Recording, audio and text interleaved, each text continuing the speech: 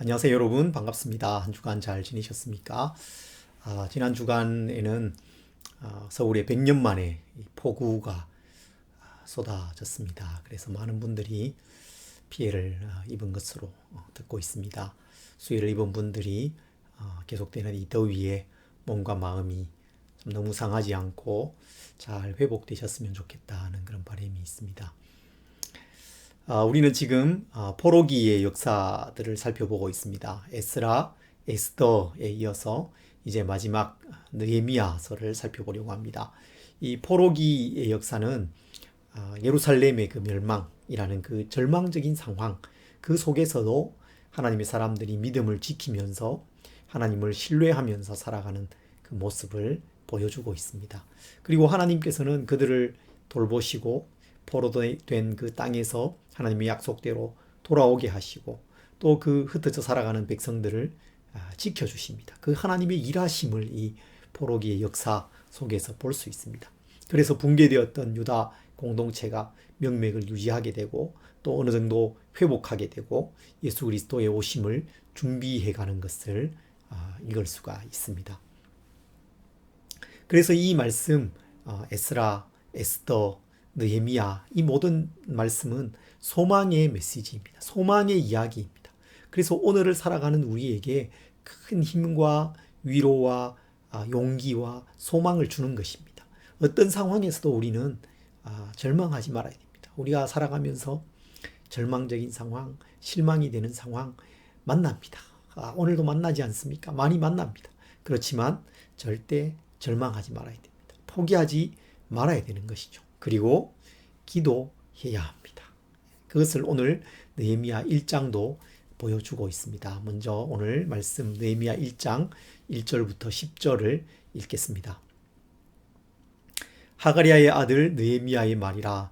아닥사스다 왕 제20년 기슬르월에 내가 수산궁에 있는데 내 형제들 가운데 하나인 하나니가 두어 사람과 함께 유다에서 내게 이르렀기로 내가 사로잡힘을 면하고 남아있는 유다와 예루살렘 사람들의 형편을 물은즉 그들이 내게 이르되 사로잡힘을 면하고 남아있는 자들이 그 지방 거기에서 큰 환난을 당하고 능욕을 받으며 예루살렘 성은 허물어지고 성문들은 불탔다 하는지라. 내가 이 말을 듣고 앉아서 울고 수일 동안 슬퍼하며 하늘의 하나님 앞에 금식하며 기도하여 이르되 하늘의 하나님 여호와 크고 두려우신 하나님이여 주를 사랑하고 주의 계명을 지키는 자에게 언약을 지키시며 긍휼을 베푸시는 주여 간구하나이다. 이제 종이 주의 종들인 이스라엘 자손을 위하여 주야로 기도하오며 우리 이스라엘 자손이 주께 범죄한 죄들을 자복하오니 주는 귀를 기울이시며 눈을 여시사 종의 기도를 들으시옵소서. 나와 내 아버지의 집이 범죄하여 주를 향하여 크게 악을 행하여 주께서 주의 종 모세에게 명령하신 계명과 율례와 규례를 지키지 아니하였나이다.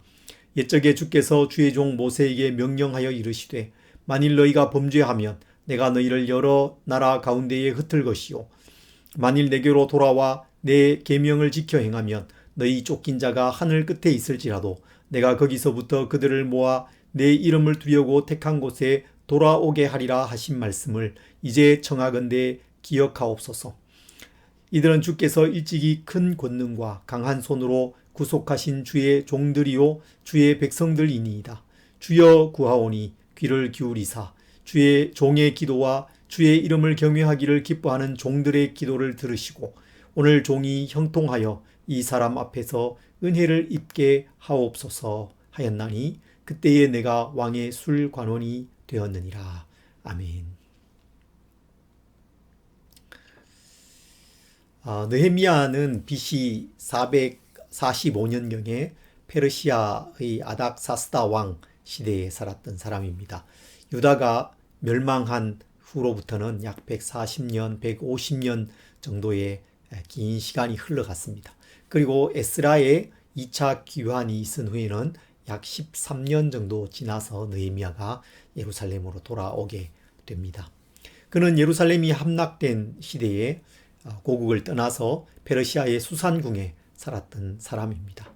이스라엘 역사 속에 참 힘들었던 시기, 긴 겨울을 보냈던 그런 사람이라고 할 수 있습니다.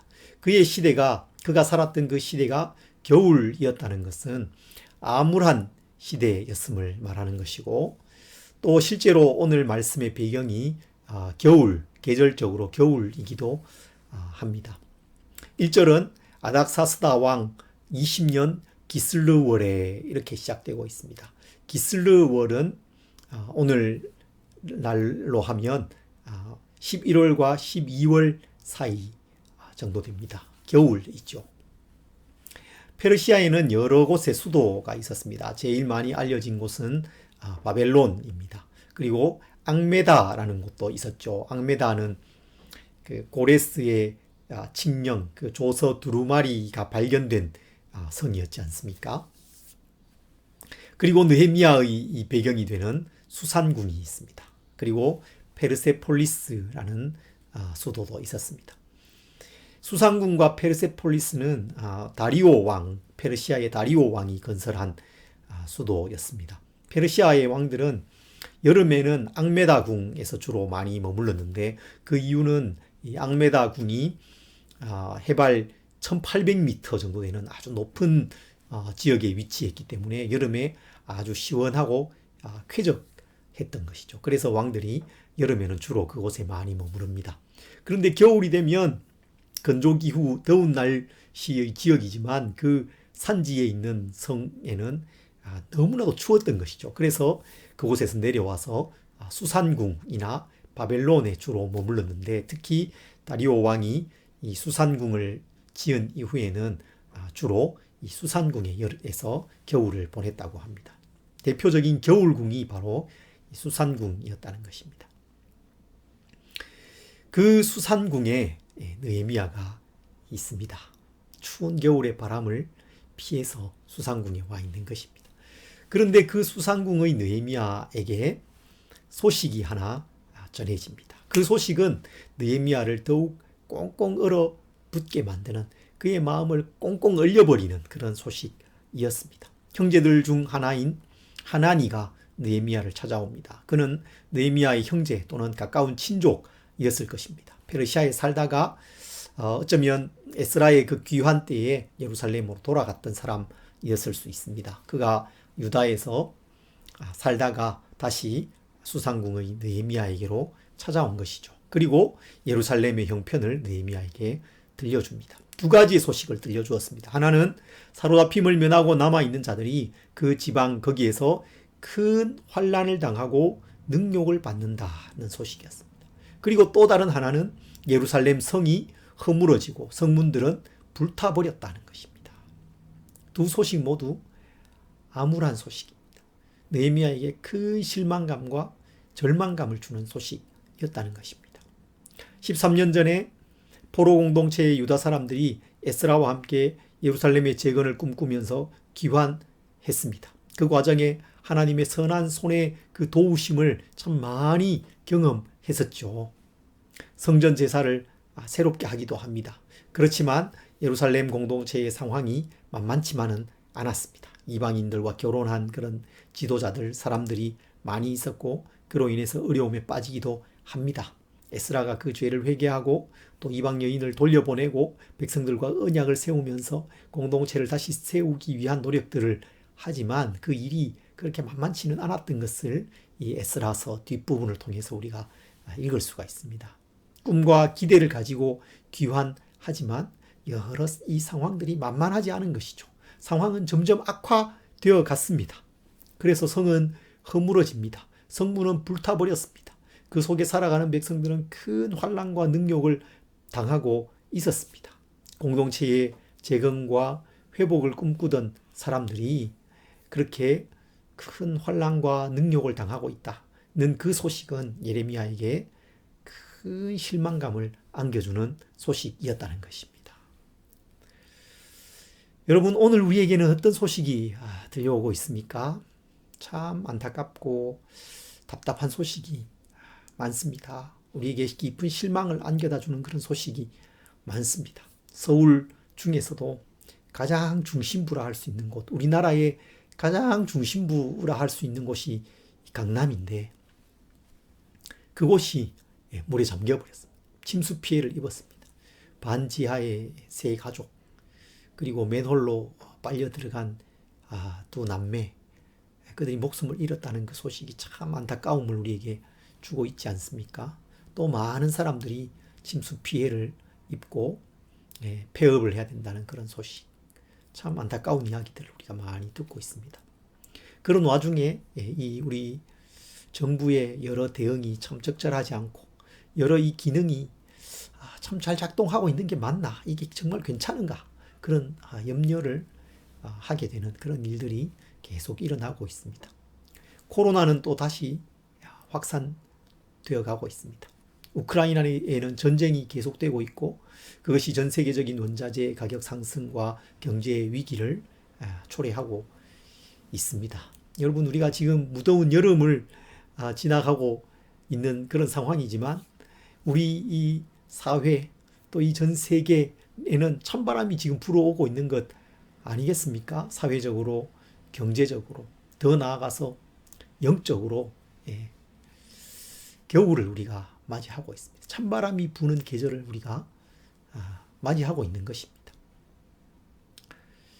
여러분, 이 겨울에 어떻게 해야 할까요? 이 영적인 겨울, 사회적인 겨울, 경제적인 이 겨울에 어떻게 해야 될까요? 그 겨울에 느헤미야는 봄을 기다립니다. 인내로 봄을 기다리는 거예요. 무엇보다 그는 봄이 어디로부터 오는지, 어떻게 오는지, 누구로부터 오는지를 잘 알고 있습니다. 그 소식을 들은 느헤미야가 어떻게 합니까? 4절과 5절에 그가 기도하기 시작합니다. 내가 이 말을 듣고 앉아서 울고 수일 동안 슬퍼하며 하늘의 하나님 앞에 금식하며 기도하여 이르되 하늘의 하나님 여호와 크고 두려우신 하나님이여 주를 사랑하고 주의 계명을 지키는 자에게 언약을 지키시며 긍휼을 베푸시는 주여 간구하나이다. 정말 멋진 기도의 모범을 우리에게 보여주고 있습니다. 하늘의 하나님께 그는 기도합니다. 자신이 안고 있는 그 문제를 주관하시는 분이 하나님이시라는 것을 인정하고 있습니다. 이것은 여러분 포로 공동체에게 있어서 정말 중요한 믿음이었습니다. 하나님이 단지 이스라엘의 하나님, 예루살렘의 하나님인 것만이 아니라 바빌론과 메대와 페르시아와 온 세상을 다스리시는 분이라는 것을 믿는 것입니다. 왕을 세우기도 하시고 폐하기도 하시는 분이 바로 하나님이십니다. 때와 계절을 바꾸시는 분이 하나님이십니다. 다니엘서 2장 21절에 보면 그는 때와 계절을 바꾸시며 왕들을 폐하시고 왕들을 세우시며 지혜자에게 지혜를 주시며 총명한 자에게 지식을 주시는도다. 그렇게 말씀하고 있습니다. 느헤미야가 그 사실을 인정하고 있는 것입니다. 그래서 하늘의 하나님을 부르고 있는 것입니다. 그 하늘의 하나님은 크고 두려우신 하나님입니다. 크신 분이십니다. 하늘과 땅과 그 안에 있는 모든 것을 지으신 분이시고 이 피조 세계보다 더 크신 분이시죠. 그리고 무엇보다도 우리가 직면해 있는 모든 문제보다 더 크신 분이 하나님이십니다. 여러분, 이것을 인정해야 됩니다. 문제가 아무리 커 보여도 문제보다 더 크신 분이 하나님이십니다. 우리가 어떤 문제에 직면하면 그 문제가 커 보입니다. 엄청나게 커 보입니다. 그것이 나를 압도해버릴 것처럼 생각돼요. 넘을 수 없는 문제처럼 생각됩니다. 나 자신을 다 삼켜버릴 것 같습니다. 그러나 여러분, 하나님은 그 문제보다 더 크신 분이십니다. 느헤미야는 하나님을 언약의 하나님, 사랑과 긍휼을 베푸시는 분, 그렇게 부르고 있습니다. 신실한 분이십니다. 하나님의 말씀, 그 약속을 반드시 지키십니다. 그 백성을 사랑하시고 긍휼을 베푸시는 분이십니다. 우리에게 선한 것이 없습니다. 감히 하나님께 나아갈 만한 공로가 없습니다. 우리의 행위로 하나님 앞에 나아갈 수 없습니다. 그러나 하나님의 그 신실하심과 선하심에 의지해서 우리가 하나님께 나아갈 수 있는 것입니다. 더 나아가서 오늘 우리는 예수 그리스도의 그 십자가를 통해서 그 구원과 은혜를 의지해서 하나님께 담대히 나아갈 수 있는 것입니다. 그에 이어서 이제 느헤미야가 더 본격적으로 기도로 들어갑니다. 느헤미야의 기도에서 발견하게 되는 것은 그의 놀랍도록 풍성한 회개입니다. 죄의 고백입니다. 우리의 기도에서는 흔히 간과되는 그냥 스킵하고 지나가 버리는 부분이죠. 근데 느헤미야가 거기에 집중하고 있는 것을 볼 수 있습니다. 6절과 7절이죠. 이제 종이 주의 종들인 이스라엘 자손을 위하여 주야로 기도하오며 우리 이스라엘 자손이 주께 범죄한 죄들을 자복하오니 주는 귀를 기울이시며 눈을 여시사 종의 기도를 들으시옵소서. 나와 내 아버지의 집이 범죄하여 주를 향하여 크게 악을 행하여 주께서 주의 종 모세에게 명령하신 계명과 율례와 규례를 지키지 아니하였나이다. 그리고 계속해서 8절에서는 지금 그들이 여러 나라 가운데 이렇게 흩어져 있는 것이 그들의 범죄로 인한 것이다 라고 인정합니다. 9절에는 다시 그 계명을 지키면 그 흩어진 백성들을 돌아오게 하시겠다는 그 말씀을 기억해 주십시오. 그렇게 기도하고 있습니다. 하나님 약속을 붙들면서 기도하고 있는 것입니다. 느헤미야는 자신의 죄뿐만 아니라 그들 백성의 죄, 아버지의 집이 범죄한 죄, 그들의 조상의 그 죄까지도 고백하고 있습니다. 공동체의 죄를 고백하고 있는 거예요. 왜 그렇습니까? 공동체의 그 죄는 나에게 깊은 영향을 주게 되어 있습니다. 공동체의 그 죄로부터 자유로울 수 있는 사람이 아무도 없습니다. 여러분, 이 시대에 죄악이 넘쳐나는 것을 우리가 보지 않습니까? 그 죄, 거짓과 탐욕과 위선과 그 모든 죄로부터 자유로울 수 있는 사람은 이 시대에 살아가는 사람 가운데 아무도 없습니다. 아무도 없어요. 그래서 공동체의 죄를 가지고 우리가 회개하고 기도해야 되는 것입니다. 여러분, 봄이 어떻게 옵니까? 인생의 봄, 영혼의 봄이 어디로부터 올까요? 깊은 회개로부터 오는 것입니다. 죄의 고백으로부터 오는 것입니다. 그러면 먼저 우리의 양심이 깨끗해집니다. 영적인 감각이 살아납니다. 하나님과의 관계의 회복이 있게 되고 깊은 평안을 누리게 되는 것입니다. 따뜻한 바람이 불어오고 봄이 찾아오게 되는 것입니다. 이제 느헤미야의 기도는 간구로 이어집니다. 11절에 그의 간구가 기록되어 있는데 그의 이 간구의 내용이 구체적으로 무엇이었는지 1장만 봐서는 잘 알 수는 없어요. 하지만 이어지는 내용을 통해서 느헤미야는 예루살렘 성벽 재건에 대한 꿈과 소망을 가졌던 것을 볼 수 있습니다. 그가 예루살렘으로 가서 그 일을 하기를 원했던 것이고 그것을 그는 간구하고 있습니다. 여러분, 기도는 아무것도 하지 않는 것이 아닙니다. 기도는 가장 강력한 사회적인 활동이에요. 하나님께서 우리의 기도를 들으시기 때문이고 우리가 기도할 때에 하나님께서 일하시기 때문입니다. 느헤미야는 아주 구체적으로 기도하고 있어요. 자신의 기도뿐만 아니라 공동체의 기도를 들어달라고 그는 기도합니다. 주여 구하오니 귀를 기울이사 종의 기도와 주의 이름을 경외하기를 기뻐하는 종들의 기도를 들으시고 그렇게 말하고 있습니다. 연합의 기도인 것이죠. 공동체의 기도를 말하는 것입니다. 그는 홀로 기도한 것이 아닙니다. 주변에 있는 유다 공동체 사람들에게, 신실한 사람들에게 자신의 꿈과 비전, 하나님께서 주신 마음을 나누었을 것입니다. 그리고 그것을 위해서 그들이 같이 기도한 것입니다. 여러분, 우리가 함께 기도해야 합니다. 공동체적인 기도, 하나님께서 주신 마음을 우리가 함께 나누면서 그 일을 함께 해 나가기 위해서 기도해야 되는 것입니다. 예수님께서도 두세 사람이 내 이름으로 모인 곳에는 나도 그들 중에 있느니라 그렇게 말씀하셨잖아요. 공동체적인 기도, 우리의 기도를 격려하신 것입니다. 느헤미야는 더 구체적으로 기도합니다. 오늘 종이 형통하여 이 사람 앞에서 은혜를 입게 하옵소서. 자기 자신을 형통하게 해달라고 기도하고 있어요. 이 아닥사스다 왕 앞에서 내가 은혜를 입게 해주십시오. 나를 형통하게 해주십시오. 왜 자신을 형통하게 해달라고 기도합니까? 여러분, 이것이 그저 이기적인 기도입니까? 나만 잘되게 해달라는 기도입니까? 그렇지 않습니다. 이것은 자신의 계획, 하나님의 나라를 세워가기 위한 자신의 계획이 왕 앞에서 받아들여지게 해달라는 기도입니다. 그 계획이 성공적으로 착수하게 해달라는 것입니다. 이 형통은 세상에서 잘 되는 것, 부를 얻는 것, 지위와 명예를 얻는 것이 아닙니다. 하나님의 나라가 임하기를 사모하고 공동체를 세워가기 위한 것이고 거기에 자신의 삶을 내어 드리는 것입니다. 그의 간구는 자신의 삶을 내어 드리는 것입니다. 그리고 그 일이 성공적으로 진행되기를 위해서 기도하고 있는 것입니다. 여러분, 참된 간구는 하나님으로부터 무엇인가를 달라는 것이 아닙니다. 먼저 나 자신을 내어 드리는 것입니다. 나 자신을 내어 드리는 거예요. 하나님의 나라와 공동체를 위해서 자신을 내어 드리는 것입니다. 그 내어 드림이 가능해지도록, 그 내어 드림이 온전해지도록, 그 내어 드리는 그것이 성공하고 형통하도록 하나님의 도우심과 은혜를 구하는 것이 간구입니다. 구체적인 간구입니다. 그 하나님 나라를 향한 내어 드림이 있을 때 우리는 담대하게 나를 형통하게 해 주십시오. 나를 성공하게 해 주십시오. 그렇게 기도할 수 있는 것입니다. 이렇게 기도한 느헤미야에게, 그리고 예루살렘 공동체에 어떤 일이 일어났을까요? 봄이 찾아옵니다.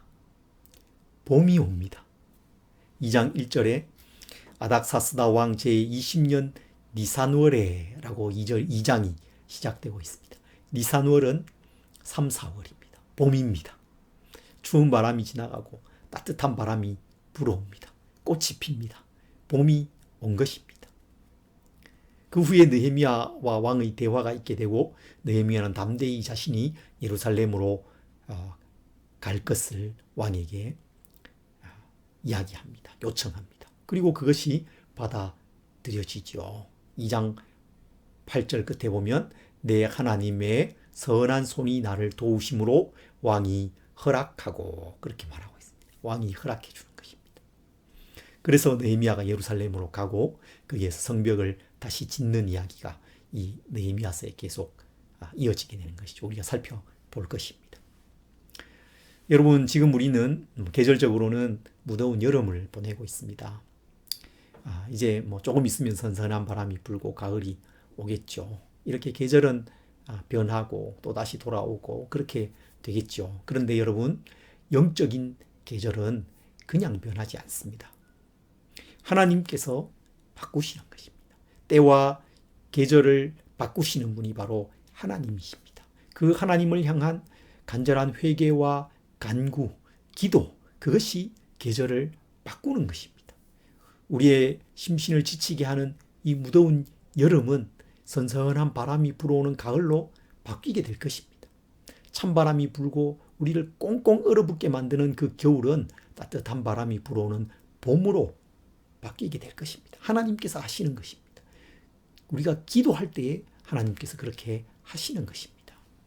우리에게 들려오는 소식, 이 겨울의 찬바람 같은 소식들이 참 많지 않습니까? 그것을 가지고 기도의 자리로 함께 나아갑시다.